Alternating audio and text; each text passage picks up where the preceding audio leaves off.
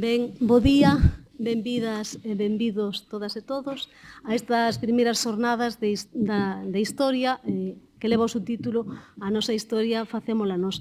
Estas xornadas están organizadas pola Cigansino e pola SPG e tamén recibe a colaboración do Concello de Santiago, a quen agradecemos a súa contribución e tamén desculpamos a Concelleira de Cultura, que Mercedes Rosón, que non puido asistir ao acto por problemas de axenda.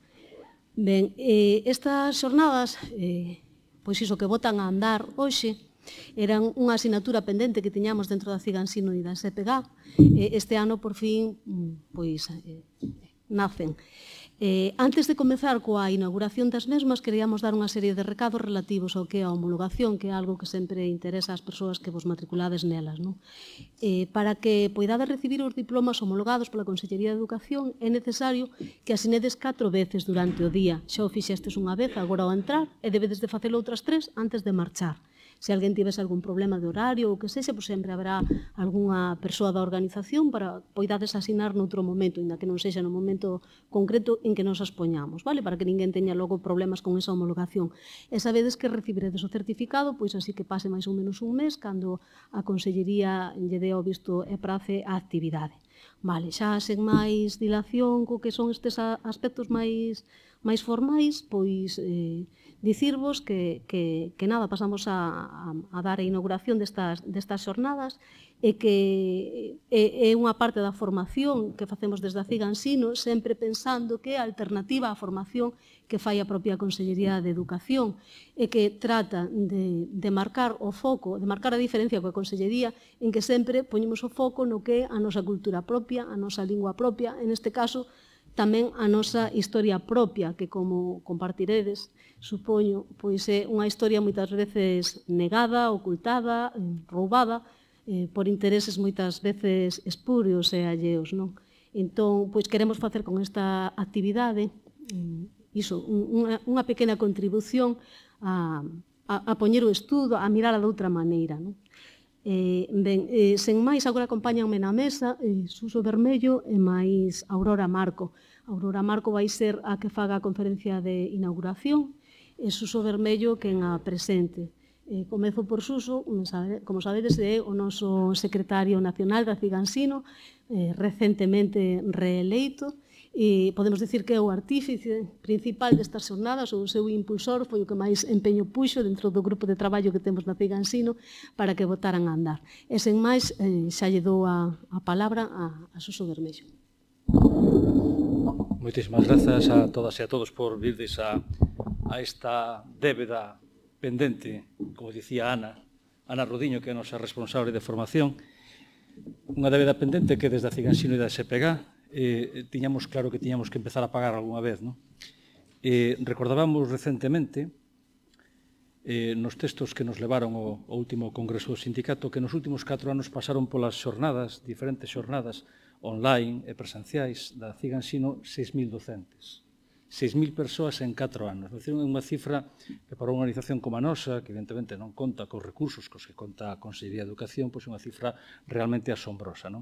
Pero non son cifras que busquen competir coa oferta que fai a Consellería. E se ademais nos fixamos, por exemplo, no que pasa no conxunto do Estado, observaremos como hai moitos movimentos de ordenación pedagóxica que prácticamente desapareceron precisamente porque, digamos que o traballo institucional a través da formación do profesorado ocupou unhas lagoas que existían, o cal é moi positivo. Que acontece aquí no noso país? Que ese traballo institucional moi importante que se fai e que ás veces está moi ben feito por parte dos centros de formación do profesorado, do propio CAFI, e sobre todo por parte da propia iniciativa que o profesorado ten nos centros a hora de propoñer e desenvolver cursos de formación, ten tamén carencias. E esas carencias, na medida do posible, nós desde o sindicato e desde o Movimento de Ordenación Pedagóxica, a Asociación Sociopedagóxica Galega, pretendemos cubrilos. E cubrilos, como decía Ana, precisamente desde un enfoque moi claro, desde o enfoque de que todo aquilo que consideramos que é fulcral central e que conforma un pouco tamén o corpo ideolóxico do sindicato, que teña tamén unha repercusión na formación, porque nos enfocamos a formación como se fose unha faceta máis de acción sindical. Unha acción sindical é mirar a nómina a un compañeiro, é ir facer unha asamblea do centro, é concentrarse dentro da consellería, pero tamén é formarnos. a nós, os que temos moita experiencia xa nas aulas, e aquelas persoas que están comezando a súa carreira profesional e tamén aquelas que aspiran a facelo en breve, non? Que sodes aínda a día de hoxe estudantes de mestrado ou que estades preparando as oposicións por vez primeira, non? Por tanto, centrarnos en aspectos como a coeducación, as xornadas das mulleres, centrarnos en aspectos como a atención á diversidade, agora na historia, e en moitos outros aspectos que recordábamos aí pouco como eses elementos centrais, bueno, pois é un pouco o noso contributo, a nosa intención como sindicato para axudar na formación do profesorado, non? E estas primeiras xornadas de historia, con ese nome, con esta música que nos acompañaba tamén de fondo a entrada, non? A nosa historia facémola nós, pois pretenden precisamente poñernos a nós mesmos como profesoras e profesores no centro do que debe ser un debate, ás veces un debate mesmo historiográfico que está un pouco perdido e abandonado cando entramos nas aulas, non? Sermos protagonistas, por lo tanto, de todo o que aprendemos, de todo o que ensinamos. E desde esa perspectiva, bueno, as persoas que hoxe nos acompañan creemos que son pois bo exemplo disso, non? Bo exemplo desde a investigación, desde a divulgación e tamén desde o propio traballo nas aulas, como veremos ao longo da xornada de hoxe, tanto na matinal como na vespertina. E a primeira persoa que nos acompaña, creo que non sería necesario, como isto é habitual decirlo sempre, non sería necesario facer unha presentación, creo que no caso de Aurora Marco é unha realidade absoluta, non? Aurora é unha persoa moi coñecida, unha autora, unha divulgadora, unha investigadora, unha docente con unha longuísima traxectoria, non? Recordábamos hai pouco, xubilada no ano 2014 da súa cátedra na Facultade de Ciencias de Educación da USC. E eu creo que na idea que hoxe traíamos aquí, pois eu creo que é un exemplo práctico dese prototipo de persoas que son fundamentais para que a historia que a escribamos, que a aprendamos, que a divulguemos e que sexamos nós mesmos protagonistas dela, non? E o traballo inxente de divulgación e de investigación que fixo Aurora ao longo da súa traxectoria pois incide precisamente en dar voz a eses silencios cómplices moitas veces, non? Pois que nos fomos formando, non? Ese dar voz, por exemplo, a esas mulleres silenciadas, esas guerrilleiras a quen ela lle dá voz, non? Na súa obra, esa obra que despois levaba a un documental, sabedes que recibiu o Premio Mestre Mateo, dar voz tamén a aquelas precursoras do século XIX e de comezos do XX, que despois, a partir desa obra, evidentemente, tiveron xa un máis longo percorrido e quedaron a coñecer moitas voces silenciadas na nosa literatura escrita en feminino, e dar voz tamén, últimamente, a esas irmandiñas, a esas mulleres que forman parte do movimento galeguista e que moitas veces, como alguén ten dito, pouco máis eran que unha nota a pé de páxina do que era as Irmandades da Fala, mesmo no que foi o propio centenario das Irmandades da Fala, recentemente, tamén quedaban aí moi silenciadas, moi apagadas. Entón, esa historia con perspectiva de xénero, ese poñer as mulleres no centro da atención e do foco, tanto da investigación como da divulgación, é un pouco o que nos levou a convidar a Aurora Marco aquí e xa sin máis rollo pola miña parte, pois darlle xa esa voz tan necesaria. Moitísimas grazas. Bo día a todas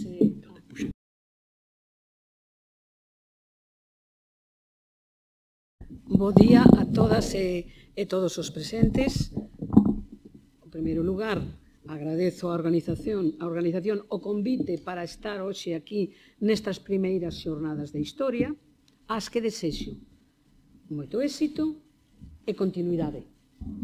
E agradecer tamén a Suso Bermello esta presentación tan cariñosa, agardo non defraudar, porque hoxe veño xustamente nunhas condicións físicas abondo melloráveis, porque xa lles explicaban antes que onte me puxeron a terceira dose da vacina, tiven algo de décimas de febre esta noite e para colmo teño unha afección na gorxa, mais agardo poder cumprir co que me trouxo aquí. E antes de nada vou mirar o reloxo porque eu preparei para un tempo determinado o que me marcaron na organización e quero saber a que hora comezamos.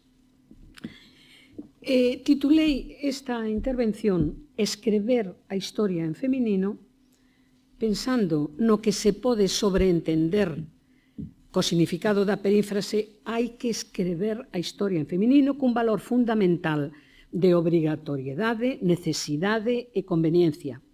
Mais sabemos que o infinitivo tamén ten outro valor imperativo, aínda que non vaya precedido da preposición a. Escrever a historia en femenino, como se dixéramos a escrever a historia en femenino, escrevede a historia en femenino. Durante moito tempo, as mulleres estiveron esquecidas da historia de Galiza, como aconteceu por outra parte en todos os países do mundo. As pegadas da súa presenza na sociedade, tan pouco valorada, deixaron moitas marcas máis recubertas co silencio. Daí que os seus nomes e achegas, o compromiso coa sociedade de que formaron parte, estivese as máis das veces oculto. A súa foi unha historia borrada do ensino oficial e do discurso oficial e do ensino académico. De aí a dificultade para reconstruirmos o que naceu baixo o signo da desmemoria. Son moitas as mulleres que a historia non nomeou, e ben sabemos que o que non se nomea non existe. Mulleres que foron abrindo camiños e facendo historia nunha sociedade que as ignoraba, que as oprimía e inclusive ridiculizaba cando salientaban en actividades consideradas tradicionalmente masculinas.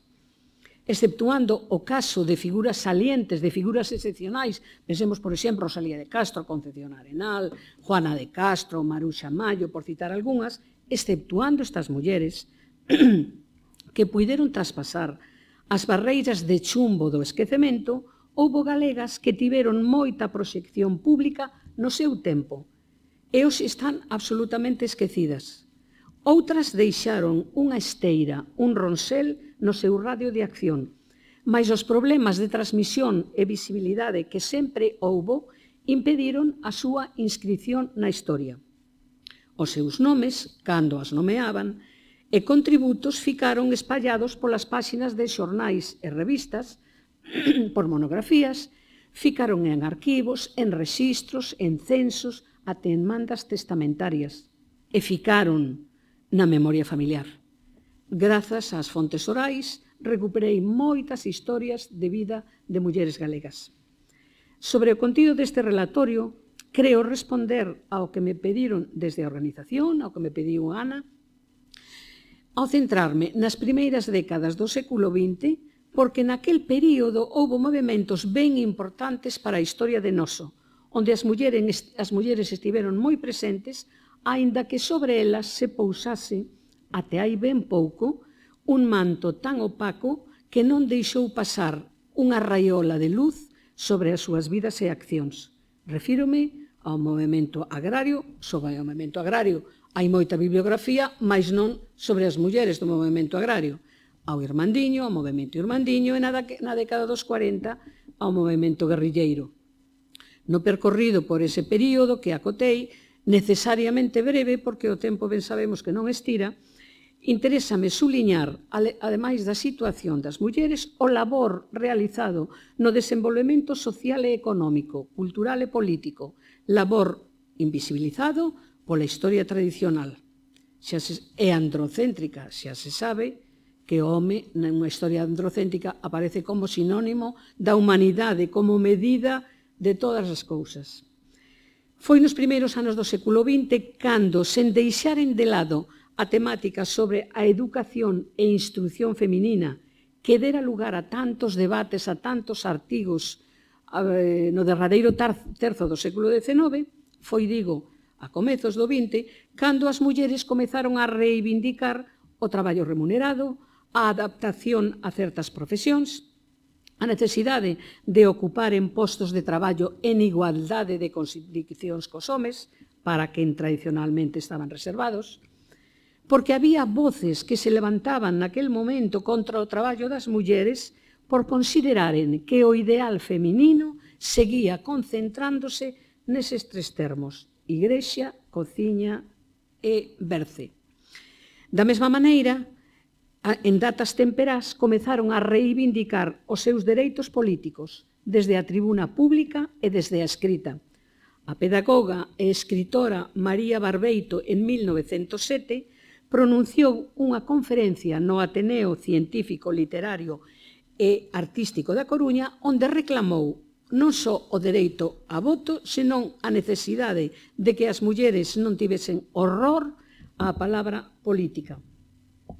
Nese mesmo ano de 1907, apareceu unha noticia abondo ilustrativa sobre a situación das galegas do rural que emigraban a diferentes países para buscaren mellores condicións de vida. Iso fixo unha muller dunha aldea de Lugo, María López, 16 anos, que marchou a América para buscar esas condicións para ela e para a familia. Axiña se decatou de que o traballo feminino non era remunerado nen valorizado como o masculino, e vestida como un home, comezou a traballar de peón na estación de Pirán. Pasado un tempo, marchou a Buenos Aires a buscar outro traballo, e ao chegar á estación Constitución, foi detida por un axente ao que lle chamou a atención o seu aspecto. Unha vez esclarecida a situación, foi posta en liberdade e conducida á casa dunha galega até que atopase outra colocación, cito, adecuada aos seus coñecementos e facultades. Algúns xornais e revistas galegas, como teñen aquí un exemplo, recolleron a noticia que publicara con titulares moi chamativos o Diario Español de Buenos Aires, que non se fixaba nada máis que nesta noticia, como digo, que ia vestida de muller, que era unha heroína e non no que ela buscaba. No ámbito do activismo político sindical, ao longo das dúas primeiras décadas, as mulleres participaron de forma masiva nas numerosas movilizacións populares que tiveron lugar en vilas e cidades, para denunciaren, unhas veces, a problemática que estaba sufrindo a poboación polo incremento do prezo dos artigos de primeira necesidade, outras veces polo calciquismo, polos foros. Son ben coñecidos os sucesos de Nebra, Sofán, Sobredo, Oseira, nos que non vou entrar agora. Do que se sabe menos ou nada é da presenza de oradoras, realmente moi poucas, mais houboas.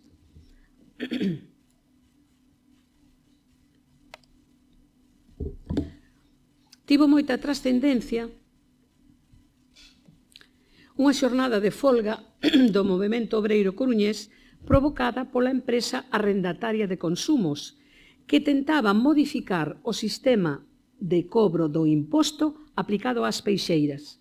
O 12 de febreiro de 1903 celebrouse un mitin multitudinario na Praza de Touros da Coruña. Na mesa presidencial, os representantes das sociedades obreiras adheridas, moitísimas, e dúas mulleres en representación das peixeiras. María Manuela Vázquez Mejuto fíxose moi popular, alcumada a Moreniña, e Consuelo Martínez. A primeira falou dos abusos dos consumeiros e da dureza e tristura da vida das persoas que vivían da pesca, con cadros familiares na miseria, e finalizou reclamando a axuda do pobo. Antes dixo, e cito textualmente, de que as mulleres, cito aquí textualmente, sí, compañeros, venid en nuestro auxilio antes de que las mismas mujeres, navaja en mano, vayamos a quitar la báscula. Galiza asistiu a experiencias moi interesantes do ponto de vista agrario sindical, no período aludido, onde a presenza feminina non foi en absoluto testemuñal. As mulleres acompañaron e apoiaron as reivindicacións das sociedades de resistencia, dos movementos agrarios, como vemos moi ben aquí neste mitin de 1913 en Ribadumia, onde se ve presenza abundante de mulleres. Ou neste outro, celebrado en Borela, Pontevedra, onde as mulleres, como ven, acudían de forma masiva.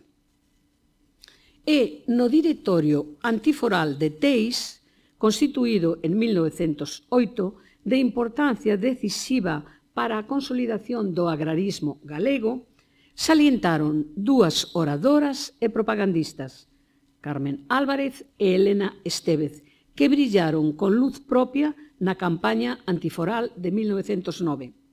A primeira, de 20 anos, na altura, alén de fustigar o caciquismo, tentaba convencer ás mulleres para se incorporaren á loita a prol de Galiza.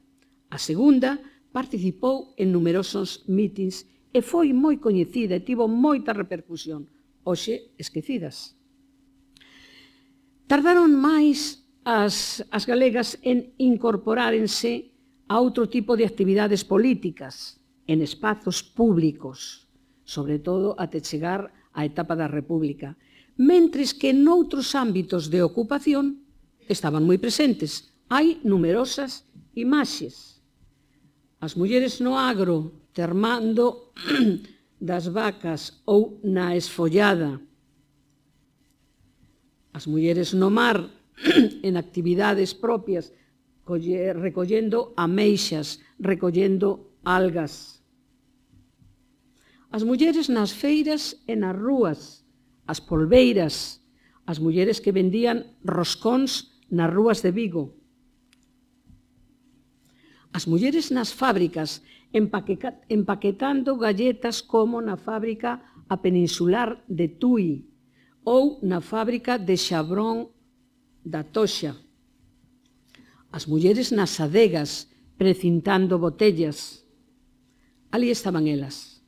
Non podo seguir pondo exemplos, pero hai moitos máis. Ali estaban elas nestas dúas primeiras décadas do século XX, contribuindo co seu traballo á economía familiar e á economía da sociedade da que facían parte.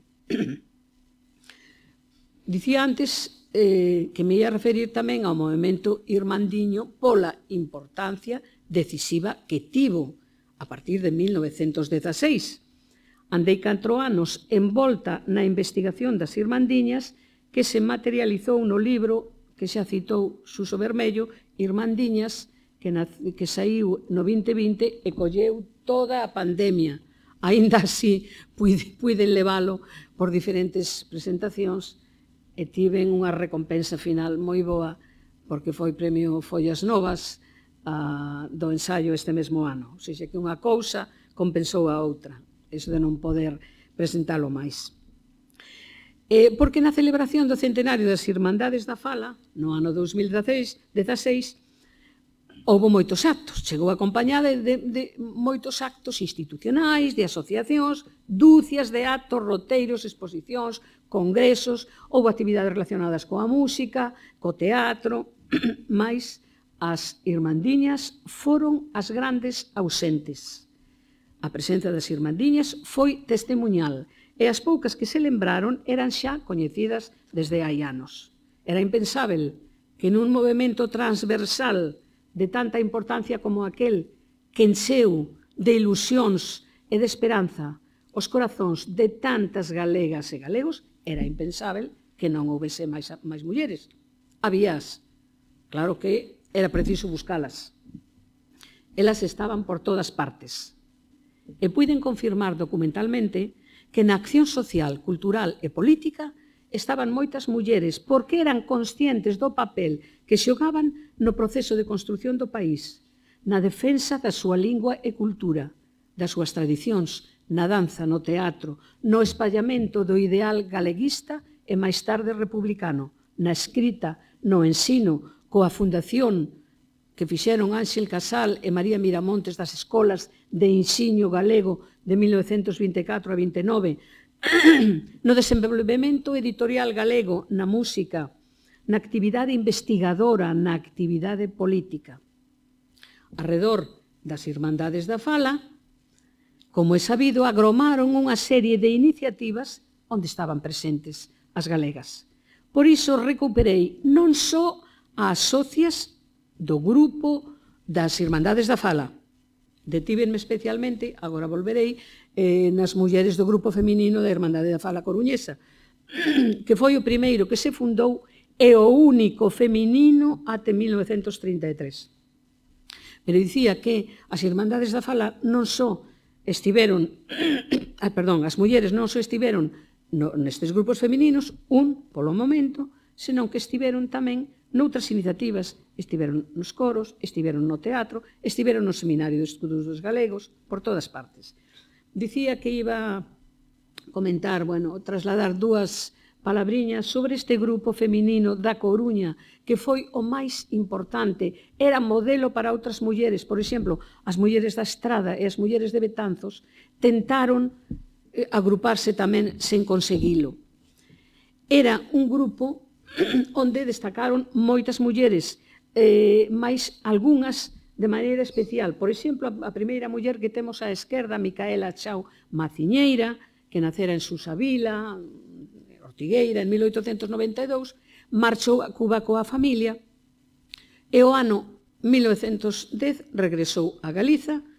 Naquela altura xa era a noiva de Antón Vilar Ponte, co que casaría posteriormente en 1913. Esta muller foi a única que na Constitución das Irmandades da Fala, bueno, primeiro chamouse primeiramente Hermandad dos Amigos da Fala. Naquela data de 18 de maio de 1916 xuntáronse para a Constitución moitos irmandiños, moitas figuras ben recoñecidas e Micaela Chao. Mas non foi a única ocasión en que fixo acto de presenza na Embaixada Galega en Cataluña, que se celebrou en 1917, a fins de 1917, antes estiveran os cataláns aquí, viñeran os cataláns a Galiza. Entón, naquela embaixada tamén figuraba Micaela Chao, como podemos ver aquí abaixo, nesta imaxe, onde aparece esta única muller, Micaela Chao, entre todos os galeguistas que acudiron ali. Foi tamén a primeira conselleira do grupo feminino e participou en todas as actividades daquela sección, como lle chamaban. Aquela entrega, aquela xenerosidade, aquel labor pola dignificación de Galiza e pola defensa da lingua ficou truncada coa súa prematura morte acontecida en novembro de 1928. Aquí teñen tamén, aínda que non me deteña a dar ningún perfil biográfico, aínda que sexa telegráfico como de Micaela, aquí teñen tamén no medio a irmá de Anxo Casal, de Ángel Casal, o alcalde de Compostela fusilado. Unha muller que formou parte da primeira directiva do grupo feminino constituído en 1918. E á dereita está unha muller da que se ten falado moi pouco. O seu fillo, Isaac Díaz Pardo, referiuse en algúns textos a ela, mas realmente era bastante descoñecida. Antonia Pardo Méndez, unha muller que acompañou sempre alentando co seu traballo. Non estivo detrás, estivo ao lado de Camilo Díaz Baliño, o escenógrafo, escritor, emprendedor, fusilado tamén no 36. Ela, despois do fusilamento do seu home, ela paróuselle o reloxo da vida. Bueno, a súa mente tivo unha enfermedade da alma, das enfermedades da alma, e, alén dunha enfermidade que tivo, morreu en 1938. Claro que estas mulleres que tamén comezaron a participar, as mulleres de grupo, tamén comezaron a participar en actividades políticas, moitas veces eran innominadas. Trouxen aquí esta nota que apareceu nunha crónica da nosa terra, onde se falaba dun mitin que houbera a propósito dos sucesos de Oseira. Entón, falaron varios irmandiños e falou unha irmandiña, non sabemos quen. Puido ser Micaela Chao, perfectamente, puido ser Elvira Bao Maceiras, que participaba tamén en mítins, non o sabemos, porque esta nota, onde se fala moitas veces de que eran mulleres moi simpáticas. Eran mulleres simpatiquísimas, mas o seu nome non aparecía por ninguna parte. A nota máis simpática douna unha señorita que falou en nome da sedición feminina da Irmandade. Esta señorita, nova e fermosa, e agora ven a descripción, coas meixelas roxas e os seus ollos conqueridores escintilantes e feito da xenreira que sintía, expresou a dor das mulleres dignas ante o fusilamento das irmás labregas na aldea de Sofán. Foi moi gabada. Pero nada do que ela dixo. No nacemento e devir de dúcias de coros tiveron moito que ver as Irmandades da Fala, que recolleron e divulgaron cancións populares, recuperaron danzas tradicionais e foron fundamentais na propaganda do galeguismo. O agrarista e irmandiño Rodrigo Sanz dicía que unha das 3 columnas máis firmes e características dun pobo, xunto co idioma e cos aspectos económicos, é a música. Claro, non puiden recuperar as mulleres dos, non digo dúcias, digo centos de coros que se fundaron por toda Galiza porque había por vilas, cidades, por aldeas. Recuperei, porque ademais non aparecían a veces referencias, recuperei exclusivamente as mulleres que fixeron parte dos 4 coros que aínda están en activo. Tosios e Flores, de Ferrol, que se fundou en 1915 e os primeiros momentos non tiveron entrada as mulleres. Cántigas da Terra, á dereita, arriba, da Coruña, creo que se fundou no 16, se non estou confundida, con mulleres xa desde o comenzo, de Ruada, o coro de Ourense e Cantigas e Agarimos de Compostela, que se fundou no 21. Ben, recuperei nomes, foi tarefa bastante dificultosa, recuperei nomes e tamén actuacións, porque estes coros, como sabemos, tiñan tamén cadros de declamación. Desde as Irmandades da Fala sentíase a necesidade de subiren ao palco pezas galegas para incentivar e dar a coñecer a produción dramática que se estaba a facer en Galiza como vía para a renovación estética e, por suposto, para favorecer a galeguización. Fundáronse varias agrupacións á marxe dos coros, á marxe dos cadros de declamación dos coros. Dicía Risco no artigo Prosas galeguistas de 1919 que só en galego se podía facer teatro galego, porque a fala é o espírito dos povos. Entendía que o teatro galego acabaría por facer o seu camiño. E despois das representacións da Man de Santiña, a obra de Cabanillas, que se representou por primeira vez en abril de 1919, despois desa representación, digo, manifestaba Risco que non habería que ir buscar dramaturgos nos arredores da Porta do Sol. Das agrupacións teatrais creadas á marxe dos coros, ocupeime da que tiñan na Irmandade da Fala Coruñesa, o Conservatorio Nacional de Arte Galego, que así se chamou durante un tempo, despois pasou á Escola Dramática Galega, ou simplemente era denominada Cadro de Declamación da Irmandade da Fala Coruñesa. Ocupeime tamén do cadro Universidade, así se chamaba. O cadro Universidade, como teñen aquí na imaxe da dereita, que se formou con alumnos e alumnas das facultades de Filosofía e Letras, de Farmacia, de Químicas, de Ciencias, de Historia, arredor dun catedrático da Universidade de Santiago, que estaba entón, catedrático de Literatura, Armando Cotarelo Valledor, co que están aí nesta imaxe, despois da representación de Trebón, unha obra de Cotarelo.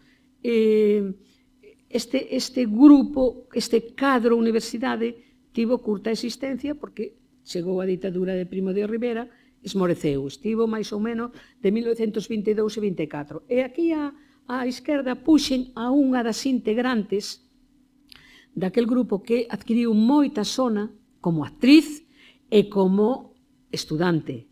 Refírome a Olimpia Valencia, que foi unha das primeiras médicas, estudaba naquel momento medicina e integrou aquel cadro teatral. As mulleres que fixeron... claro, puxen tamén aquí esta imaxe, non lembraba, porque seguimos coas mulleres innominadas. Cando había críticas teatrais, como neste caso, en que se referían á estrea de Amán de Santiña, que foi a primeira obra representada polo Conservatorio Nacional de Arte Galega, naquela estrea houve unha crónica onde se refiren ás mulleres do grupo sen nominalas, facendo uns rodeos inconcebíveis. A protagonista, que no seu difícil papel de nena inxenua estivo encantadora. a que facía de María Rosa, elegante e apaixonada, a que se chamou Rosario na escola, na escea tan bonita como un carabel, e a que caracterizada de bella enferma de Misia Manuela dou a impresión desexada. Sería moito máis útil dicir Esther Carballo, Carmen Chao, ou Micaela Chao, ou Fernanda Esparza, bueno, integrantes daquel grupo, sería máis lóxico que se citasen porque, como ven, aí abaixo os actores si están citados. O movemento irmandiño tamén estivo no Seminario de Estudos Galegos. As mulleres tamén estiveron no Seminario de Estudos Galegos.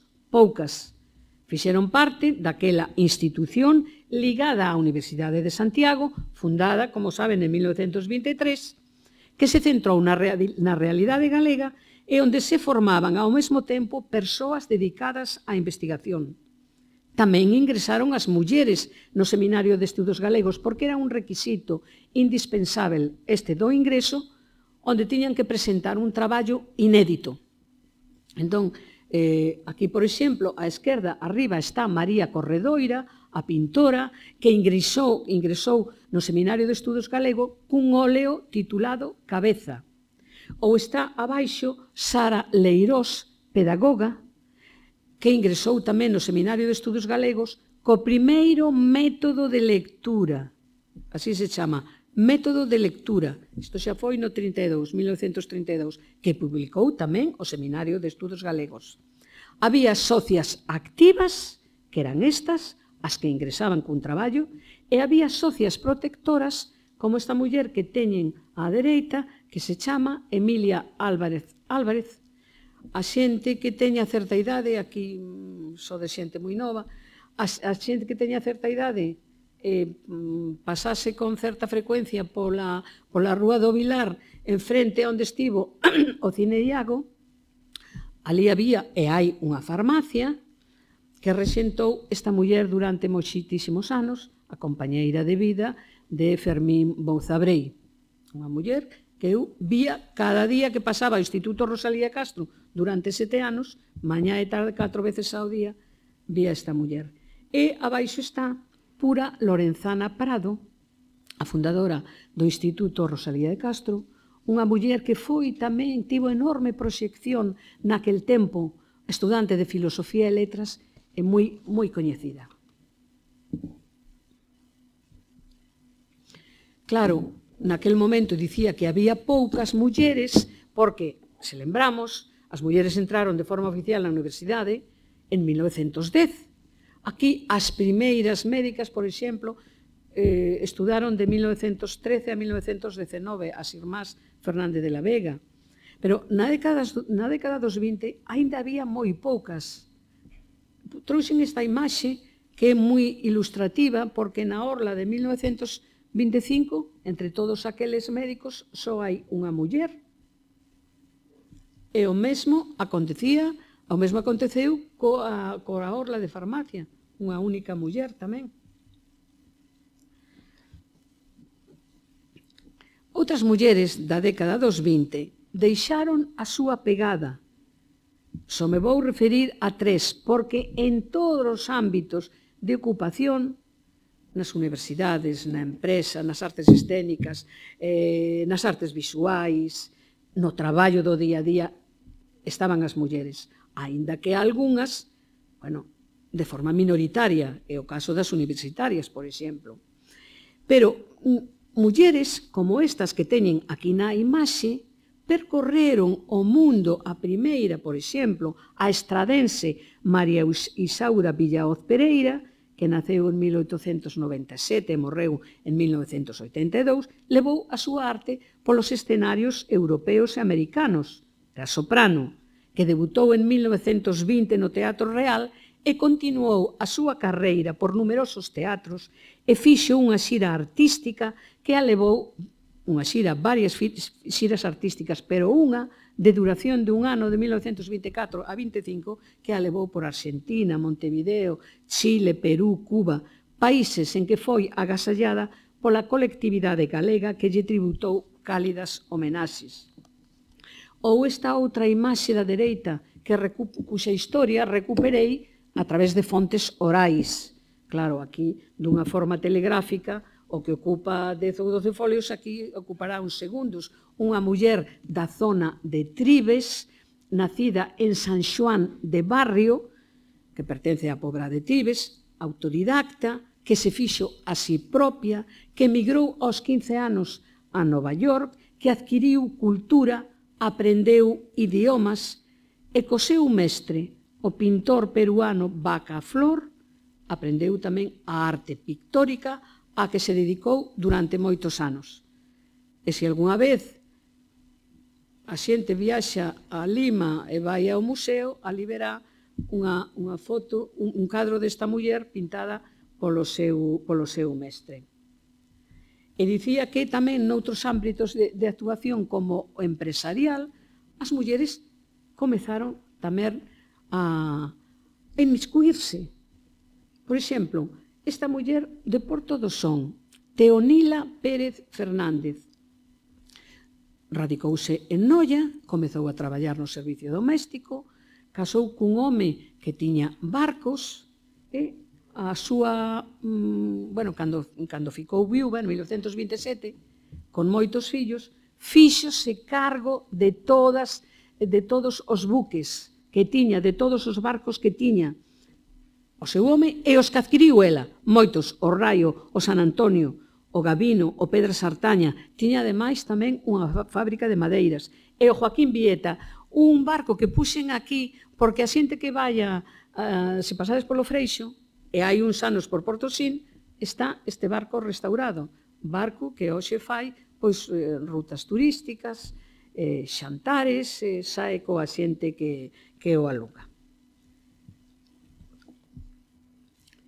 Non me vou deter demasiado no período republicano porque hoxe hai abundante bibliografía, libros memorialísticos, monografías, artigos de doada consulta, porque é algo que quero achegar das guerrilleiras antifranquistas, silenciadas durante moitos anos e agora tamén. A República foi celebrada con moitísima ilusión, con moitísimas esperanzas, houbo moitas celebracións, a prensa recolleu todos aquela proclamación, o país dá ao mundo unha demostración do seu civismo, orde perfecto e entusiasmo, en fin, todos estes titulares. E axiña chegaron tamén as adhesións á República, como, por exemplo, a adhesión das Irmandades da Fala, como vedes aquí, e a adhesión do Partido Nacionalista Galego. Isto está asinado o 18 de abril do 31 e aínda non se fundara o Partido Galeguista, como saben, foi o 5 e o 6 de decembro do 31. Coa proclamación da República iniciouse un período que trouxo importantes avances para as mulleres nos terreos social, político, laboral, educativo. As vellas e obsoletas estruturas políticas deron paso a novas expectativas vitais, a novas maneiras de vivir individual e colectivamente. Dereito a voto, divorcio, dereito a seren elexidas para calquer cargo público, coeducación nas escolas, matrimonio civil, maior participación política. A presenza, as actividades e os logros que foron acadando as mulleres naqueles anos da República enchen un capítulo ben importante da historia. É certo que as reformas ficaron inconclusas, porque só durou 5 anos. É certo tamén que a igualdade real aínda estaba lonxe, mas albiscábase o camiño e, aínda que o proceso fose lento, semellaba irreversible. Aquel soño de igualdade entre homes e mulleres comezou a mostrarse.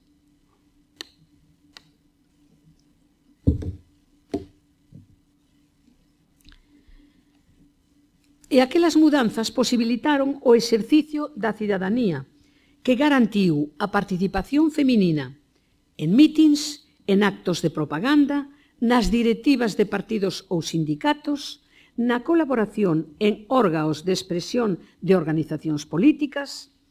Unhas mulleres escribiron en solidaridade de tendencia cenetista, Josefa Eiras Rey. Outras escribiron en La Hora, de tendencia socialista, Carmen Parada. Outras escribiron en la lucha, como Teresa Manuela del Río Outeiral, boirense, que en outubro do 32 publicou Ciudadanas Proletarias, a la lucha, dirixido ás mulleres da clase obreira que sufrían, dicía ela, vexacións por parte dos caciques e ao tempo que reclamaba para elas e as familias os mesmos dereitos que tiñan as xentes das clases privilexiadas, animábaas a engrosaren as filas do socialismo. Outras escribiron en A Nosa Terra, como, por exemplo, Celia Bouzas Barreiro, que era a presidenta do grupo feminino do Partido Galego.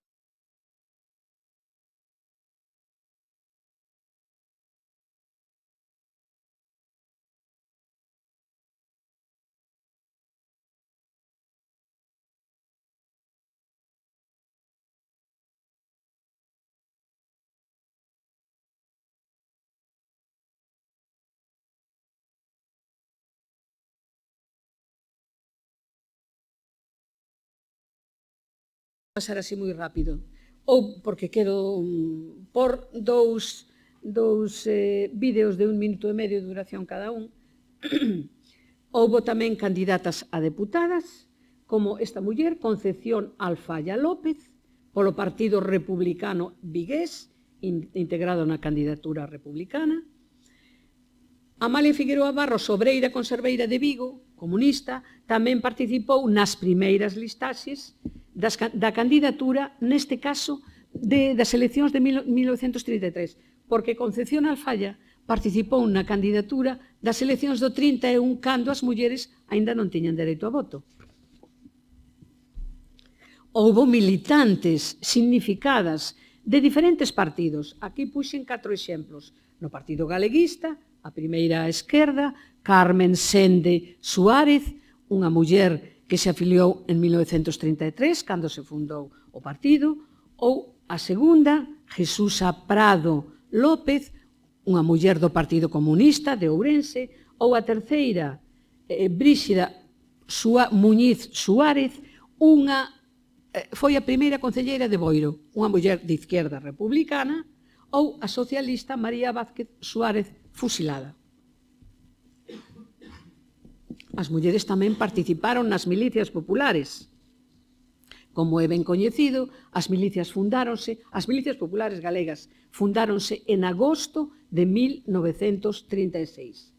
E houbo arredor de 1.000 ou 1.200 homes e algunhas mulleres. Cítanse sobre 150 mulleres, mas sábese moi pouco delas. De unha, Esperanza Rodríguez, si que temos imaxe e ademais temos esa cita dunha entrevista, que procede dunha entrevista do capitán do batallón en que ela estaba, onde se refire á súa valentía. Di, qué valiente, es una cosa seria. Y mire usted que yo, con 8 años que estuve en regulares, sé lo que es una cosa seria. En uno de los combates se ha estado 11 horas de pie disparando. Ela pertenceu ao 4º batallón do 5º Corpo do Exército e, polos seus méritos, chegou a oficiala da 4ª Compañía, coa que participou desde Seseña e Villaverde en todas as grandes batallas. Referíame aquí tamén, puxen estas imaxes porque tras o golpe militar en que as mulleres foron fusiladas, encarceradas, inhabilitadas, vixiadas, torturadas, violadas, peladas, algunhas marcharon ao exilio e outras viviron un duro exilio interior. Houbo tamén mulleres que fixeron un labor importantísimo de colaboración coas persoas que tiñan necesidade de fuxir ou de agacharse, as que denominei militantes da solidariedade, e aquí puxen 3 exemplos de 3 mulleres moi importantes, Adela Martínez García, do Partido Galeguista da Coruña, unha muller que, pola súa elegancia, ninguén desconfiaba dela. Polo tanto, ela na Coruña ía á estación a buscar unha persoa que estaba en perigo para conducila a un barco, como ia cunha flor na lapela para que a persoa que chegaba soubese quen era, collíase, era un home, collíase do ganchete, simulando que era a súa parella, levaba a un barco, a outras persoas agachabas na casa.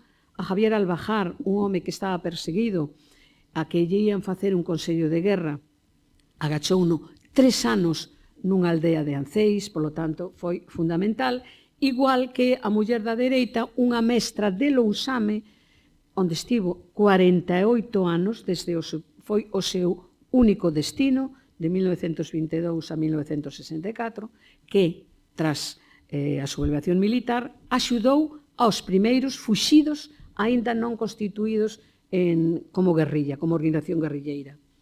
Esta muller, tamén dunha aldea de Cés, pertencente ao Concello de Lousame, Branca Rodríguez, que tamén axudou aos fuxidos.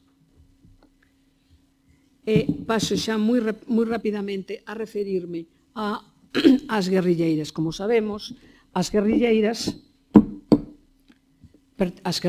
constituíronse como tal nas dúas organizacións que operaron en Galiza na década dos 40. A primeira fundada en 1942, a Federación de Guerrillas León-Galicia, e a segunda no 44, o Exército Guerrilleiro de Galicia.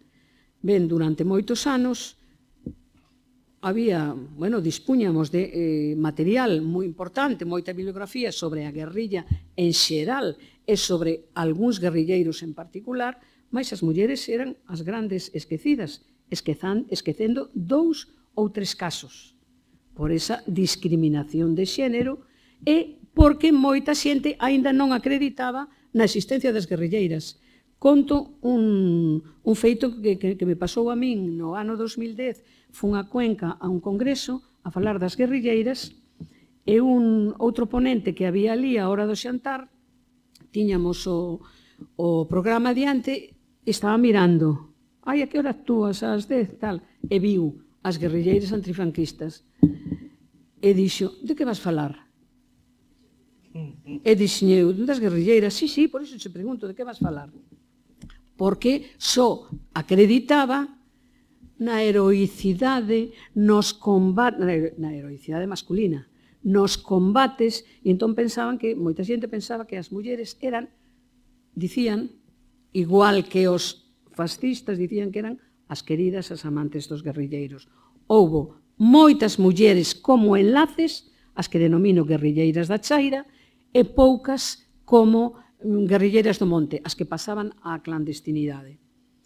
Como guerrilleira da Chaira puxen este exemplo de Carmen Jérez Rodríguez, unha muller da Fervenza, a Fervenza é unha aldea do Barco de Valdeorras, e ela tiña unha relación sentimental con guerrilleiro Marcelino, a ver se lembro, Marcelino, o Lebre era o nome de guerrilla.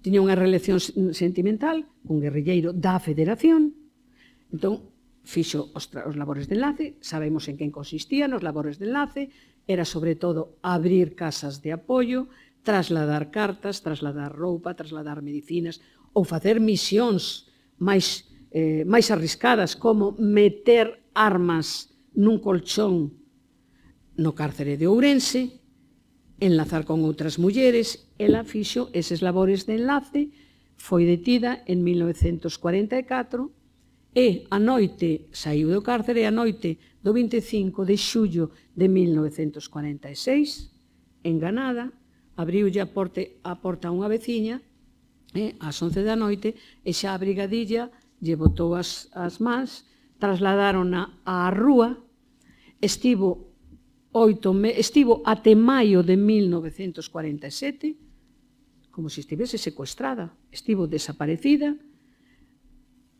En maio, nesa data, apareceu o seu corpo en avanzado estado de xestación, porque fora torturada e violada, entón apareceu o seu corpo en Monte Arenas, ao lado de Ponferrada. E, en lugar de falar dunha guerrilleira do monte, creo mellor porque para non... Creo que vou por estes dous estes dous, porque Guerrilleiras do Monte, a ver, houbo poucas, e non é por nada, pero xa hai bibliografía sobre elas, non está ben a autocita, pero que é un único libro sobre as mulleres guerrilleiras, 200 guerrilleiras recollín durante 5 anos, polo tanto, hai 10 ou 12, e prefiro por, a ver, vamos a ver, esta, dunha guerrilleira primeiro da Chaira e despois do Monte, de Soulecín, Barco de Valdeorras, 9 membros da familia, pais fusilados en 1939, porque comezaron a acoller aos fuxidos, aínda non organizados como tal guerrilla. Pais fusilados, 4 irmáns fusilados nos anos 40, en diferentes momentos, e só quedaron con vida 3 irmáns. O maior, que facía traballos de enlace, pero non estaba na Guerrilla do Monte, e as 2 irmás. Unha dela é esta, Consuelo Rodríguez López, Chelo. Aquí está narrando cando chegaron a buscar a 2 irmáns que estaban agachados, despois mataríanos, e como non nos encontraron,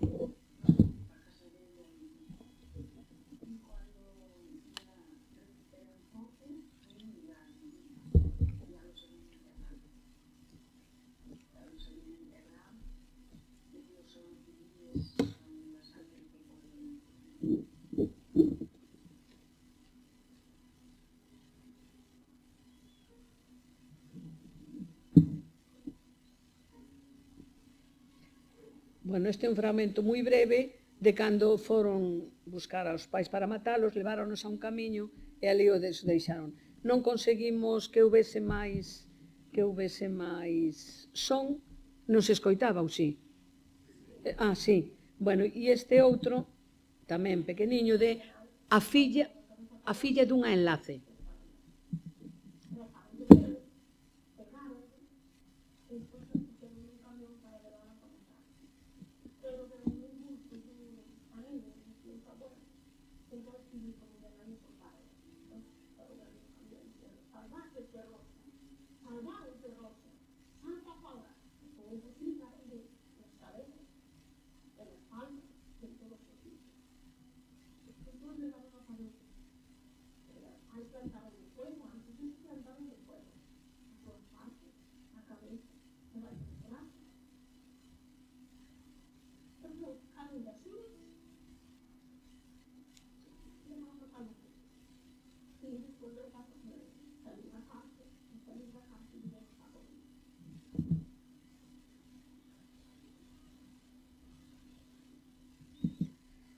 Estes son 2 fragmentos do noso documental, o que fixemos o meu fillo e máis eu, ao que se refería Suso Vermello, as silenciadas.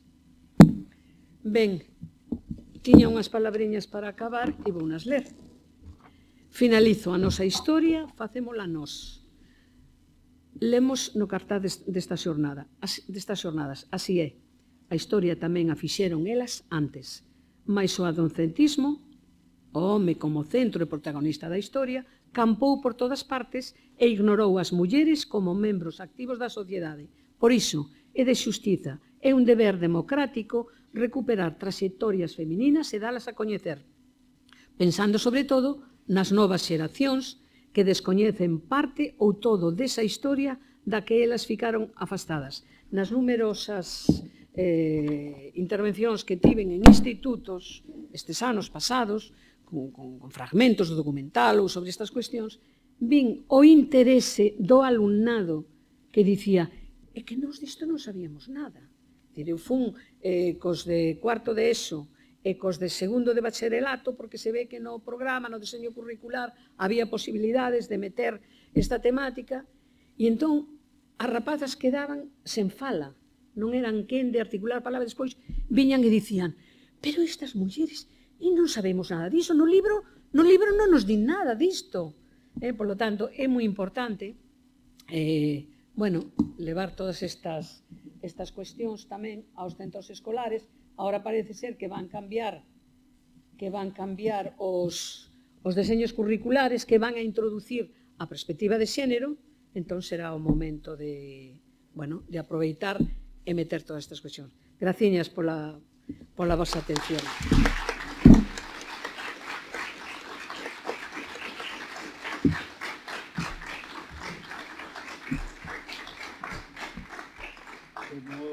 Como adoita acontecer nas xornadas Cega en Ensino da SPG, andamos sempre no límite do tempo. Vai intervir a continuación Anselmo López Carreira. Simplemente, no caso de que tedes alguna moi breve intervención, consulta, comentario que queirades facer con ese rogo de que sexa brevemente, pois sí que vos vou a dar, se queredes facer alguna consulta, Aurora, que estamos con 5 minutillos escasos, se vos parece, esa oportunidade de facer.